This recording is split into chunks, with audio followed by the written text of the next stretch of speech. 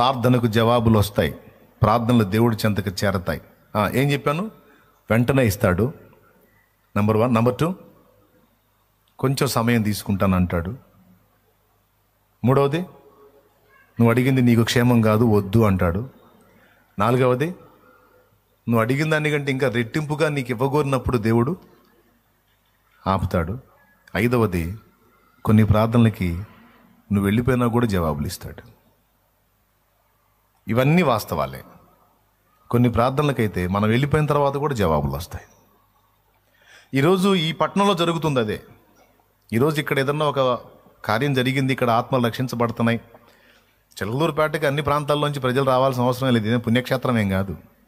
చిలకలూరుపేట అనేది నెట్లో కొట్టి చూడండి, పాపక్షేత్రం ఒకప్పుడు. ఇప్పుడు దేవుడి కృప వల్ల అదంతా ఎత్తేయబడింది. ఇప్పుడు ఆ బ్యాడ్ నేమ్ లేకుండా ఈ టౌన్ మొత్తం కూడా ఎక్కడ కూడా బ్యాడ్ లేదు దేవుడి దయ వల్ల. ఒకప్పుడు మాది చిలకలూరుపేట అని చెప్పుకోవాలంటే చాలా సిగ్గుగా ఉండేది. వెంటనే అవతలోడు మీ ఊర్లో చిలకలు ఉంటాయి అంటగా అనేవాడు. చిలకలు ఏ ఊర్లో లేవు అంటే వాడు అర్థం వేరు. చిలకలూరుపేట అంటే మీ ఊర్లో చిలకలు ఉంటాయంట కదా. అంటే ఏ విషయం మాట్లాడేవాడు తెలుసా? వ్యభిచారము చేయు స్త్రీలను గురించి మాట్లాడేవాళ్ళు. అందుకని మేము చిలకలూరుపేట అని చెప్పడం డైరెక్ట్గా చెప్పుకోలేక మీ ఊరు ఎక్కడ అంటే గుంటూరు పక్కనలే అంటాం. గుంటూరు పక్కన ఎక్కడా అంటాడు. ఒకడు ఉంటాడు మొండోడు, వదిలిపెట్టాడు వాడు. గుంటూరు పక్కన ఎక్కడా అంటాడు. నరసరావుపేట పక్కనలే అంటాం. అబద్ధం చెప్పడానికి మనసు లేక, కొంచెం నిజానికి దగ్గరగా చెప్పడానికి నరసరావుపేట పక్కన ఎక్కడా అంటాడు. వదిలిపెట్టాడు వాడు. ఇప్పుడు కావూరు పక్కనలే అంటాం. ఇక ఆ 3వ మెట్లు ఆగుతాడు ఒకడు. కావురు అది ఎక్కడ అంటాడు. అది ఎక్కడ అంటే నరసరావుపేట పక్కన. చిలకలూరుపేట అని మాత్రం చెప్పం. కానీ ఈరోజు చిలకలూరుపేట ఆంధ్ర రాష్ట్ర వ్యాప్తంగా అనేక మంది ప్రజలు ఈరోజు కూడా ఇక్కడ ఇప్పుడు ఉన్న వాళ్ళల్లో కూడా ఎంతోమంది ఉన్నారు. వేరే రాజోలు ఎక్కడ, హైదరాబాద్ ఎక్కడ, ఆకివీడు ఎక్కడ, అనంతపురం ఎక్కడ, కర్నూలు ఎక్కడ, శ్రీకాకుళం ఎక్కడ, విజయనగరం ఎక్కడ, చిత్తూరు ఎక్కడ, కడప ఎక్కడ, పశ్చిమ గోదావరి, తూర్పు గోదావరి, రాజమండ్రి, దాని అవతల వైజాగ్. ఏం చిలకలూరుపేట ఏం పుణ్యక్షేత్రమా? ఎందుకంటే అంత దూరాల నుంచి ప్రజలు రావాలి ఇక్కడికి. అది ఒక పూట కాదు, ఒకసారి కాదు. ఏదో మీటింగ్కి వచ్చారంటే అది వేరు. ప్రతి ఆదివారం, ప్రతి శుక్రవారం, ప్రతి బుధవారం ఎన్నో ప్రాంతాల్లోంచి ఆత్మలు. కారణం, ఇక్కడ దేవుడు తన కార్యాన్ని జరిగించాడు. ఇక్కడ దేవుడు తన కదలికను చూయించాడు. రాష్ట్ర వ్యాప్తమే కాదు, తెలంగాణ రాష్ట్రమే కాదు, కర్ణాటక రాష్ట్రం నుంచి కూడా రెగ్యులర్గా గ్యాదర్ అయ్యే వాళ్ళు ఉన్నారు. నేను ఎందుకు ఈ మాటలు ఎచ్చుల కోసం చెప్పట్లా. ఇది కూడా పరిశుద్ధుల ప్రార్థన ఫలమే అనే పాట మీకు అర్థం కావడానికి చెప్తున్నా. ఇదే గడ్డ మీద ఎంతోమంది భక్తులు కన్నీరు విడిచి ప్రార్థన చేశారు. చిలకలూరుపేట పట్టణానికి ఉన్న దరిద్ర పేరు తొలగిపోయి, చిలకలూరుపేట అంటే దేవా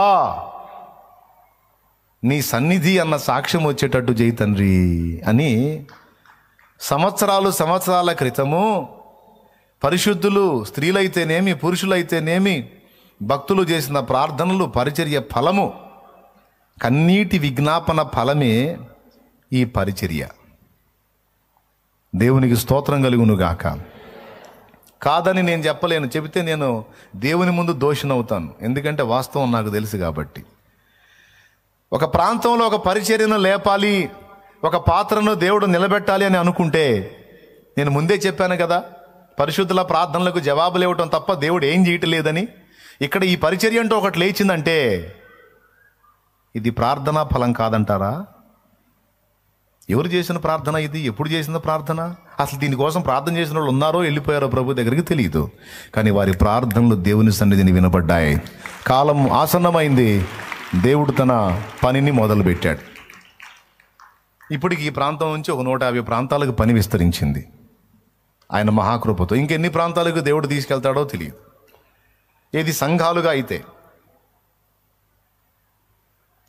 పరిచర్య పరంగా అయితే తెలుగు ప్రజలందరికీ కూడా దాదాపు అన్యులకు, చాలామందికి అన్యులకు ముఖ్యంగా, క్రైస్తవులుగా అన్యులకు ముఖ్యంగా చేరేటట్టు దేవుడు చేశాడు.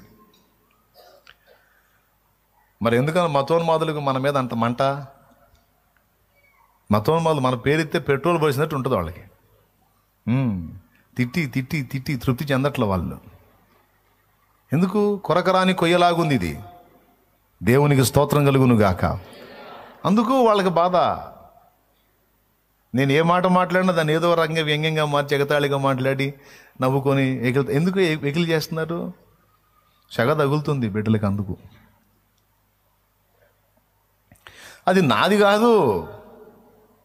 ఇలాంటి పరిచర్య ఒకటి లేవాలి అని ఏనాడో పరిశుద్ధులు చేసిన ప్రార్థన, ప్రార్థించిన వాళ్ళు ఇప్పుడు ఉన్నారా లేరా అంటే నాకు తెలిసి ఎక్కువ శాతం మంది లేరు. భూమి మీద వెళ్ళారు ప్రభు దగ్గరికి. వాళ్ళు వెళ్ళిపోయిన తర్వాత దేవుడిచ్చిన జవాబు వారి ప్రార్థనలకు ఇది.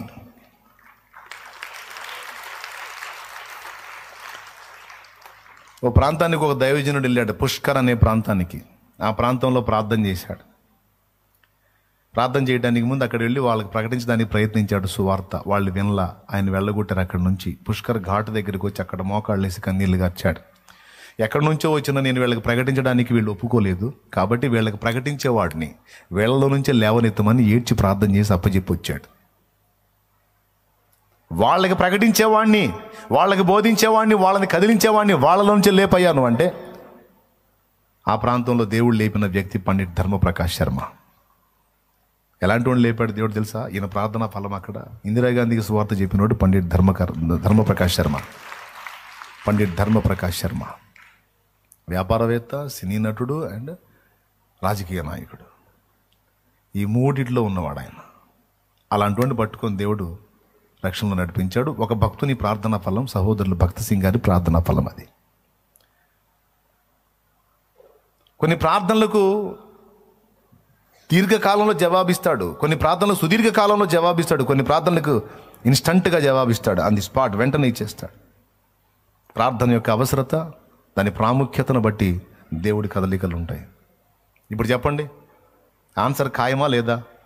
అందరూ చెప్పండి, మీకు డౌటే లేదు కదా? ఏమ్మా, ప్రార్థనకు జవాబు ఖాయమేనా? జవాబు ఖాయమేనా? డౌట్ లేదా? ఏ జవాబు? ఎన్ని రకాల జవాబులు? 5 రకాలు. చెప్పండి. నెంబర్ 1 ఏదో ఒకటి. నెంబర్ 2 అదే. నెంబర్ 3 నువ్వు చెప్పింది. నెంబర్ 4 మేము విన్నది. నెంబర్ 5 ఇందాక నుంచి నువ్వు మొత్తుకున్నది. ఏంటి? వెంటనే ఇన్స్టంట్గా జవాబిస్తుండొచ్చు, లేదా కొంచెం టైము. రెండవది. మూడవది, నువ్వు అడిగింది నీకు క్షేమకరం కాదు, అది వద్దు అని దేవుడు డైరెక్ట్గా నీతో చెప్పొచ్చు. నాలుగవది, నువ్వు కొంచెం అడుగుతున్నావు, నేను ఇంకా చాలా చేద్దాం అనుకుంటున్నాను, మరి నీకు చాలా వద్దా? ఆ కొంచెం చాలా, నీ ఇష్టం, ఇవ్వమంటే ఆ కొంచెం ఇస్తాను, లేదు చాలా ఇవ్వాలంటే వెయిట్. నాకు నాకు నాకు ఇవ్వవేంటి తండ్రి, నీకు శ్రేష్టమైంది ఇద్దాం అనుకుంటున్నాను. శ్రేష్టమైందా? శ్రేష్టమైంది వద్దు, ఏదో ఒకటి అంటే ఇచ్చేస్తాను. మరి సమయంలో పొందాలంటే హన్నా మరి గొడ్రాలనే నెపం మోయాల్సి వచ్చింది. మరి ఆ సుదీర్ఘకాలం నిరీక్షించి ప్రార్థించి పొందుకుంది. మరి కన్నా ప్రేమను ఇమ్మని సోదరి హన్న విన్నా వించగదే